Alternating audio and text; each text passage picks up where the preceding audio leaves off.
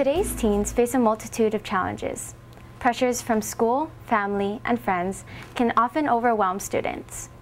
Yet teens and their parents don't always agree on what those pressures are. Her whole generation, I think, is, the way that they communicate is really through digital means. And certainly I do that too, but with her, it's, she wakes up in the morning, she's immediately checking her cell phone. Late at night, the last thing she does is check her cell phone. So it's this constant conversation she's always participating in. It seems like it'd be a pleasure, but in a way I think it is a pressure. There's really no kind of roadmap for students her age. It's a pressure not just to perform, but the pressure to plan. I think more than ever, this idea of a life plan, what are you going to do? What are you going to make of yourself? How are you going to make money?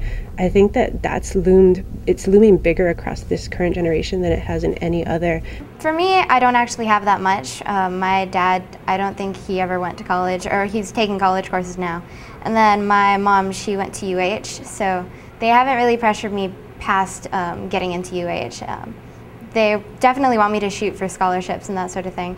And I definitely hear the, what if your colleges saw these grades? But I think that it's not too bad. Most of my pressures actually come from my friends, or more like me comparing myself to my friends. I'm friends with some of the really smart people of my grade, and I've definitely strived to be more like them. I definitely have pressures from my parents. My parents want me to get lots of scholarships, as I've said a lot.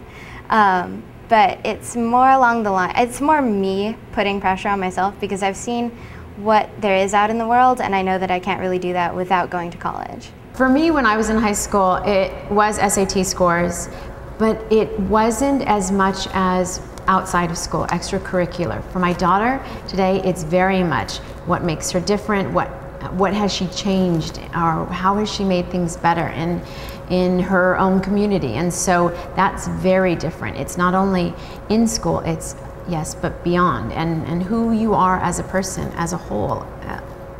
I think sometimes she does amazing, especially as a parent who has just moved this year. Moving in junior year is a very difficult year, but she's done really, really well. And I think today's students are actually more mature, more developed, more worldly, and part of that is just technology. Technology has helped them along this path, along this journey. As parents, I would love to say no, I just let my children be, but there is a definite pressure, and sometimes it's not even just spoken. It's just, if you talk to my daughter, she'll say, yes, I have to.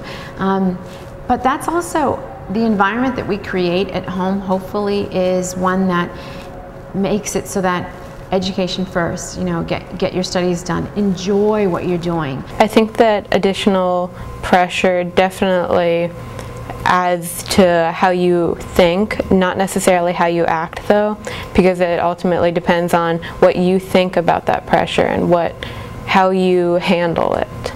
I think that there's ultimately always the peer pressure on your friends and picking the right friends, and whether or not the friends you are hanging out with are doing stuff that are right. I think that there are times where we slip into that, but there are times where we also will succeed from that. Although many parents are supportive, they may be giving unspoken messages to their children.